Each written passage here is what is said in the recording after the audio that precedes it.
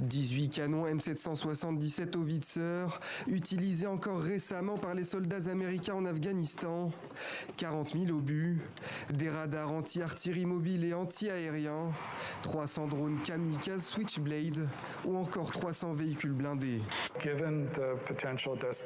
Compte tenu du désespoir du président Poutine et des dirigeants russes, compte tenu des revers auxquels ils ont été confrontés jusqu'à présent sur le plan militaire, aucun d'entre nous ne peut prendre à la légère la menace posée par un recours potentiel aux armes nucléaires tactiques.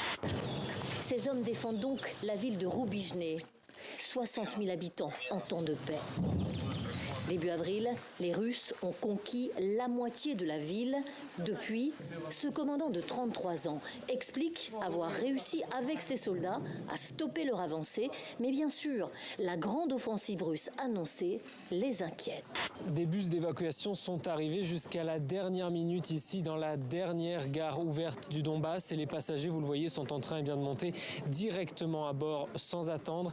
Alors que dans le reste de la région, dans les villages autour de la ligne de front, les bombardements continuent, même si l'armée russe n'a toujours pas décidé de lancer son offensive. Plusieurs milliers de personnes qui sont venues pour dire non à l'extrême droite, non à Marine Le Pen à l'Elysée. Alors en plus des organisations qui étaient à l'initiative du mouvement, comme la Ligue des droits de l'homme ou plusieurs syndicats, on a pu apercevoir la présence de partis politiques. Et aujourd'hui, avec la jeunesse, on se mobilise pour faire en sorte de faire entendre nos revendications parce qu'elles sont absentes des débats publics, elles sont absentes en fait de cette élection présidentielle.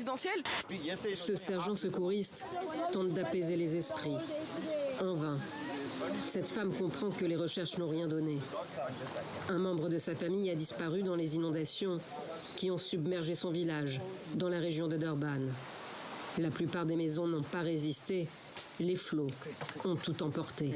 Aujourd'hui, l'état des sols devient très inquiétant. Il faut avouer qu'aujourd'hui, c'est près de 349 millions d'hectares en Afrique qui sont menacés.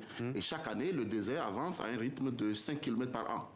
Donc 40% de toutes les terres émergées sont menacées. Mais pour l'Afrique, c'est encore très grave. Et donc, il y a nécessité que l'attention du monde soit un peu tournée un peu vers ça. C'est une drôle d'aventure, l'écriture d'un roman.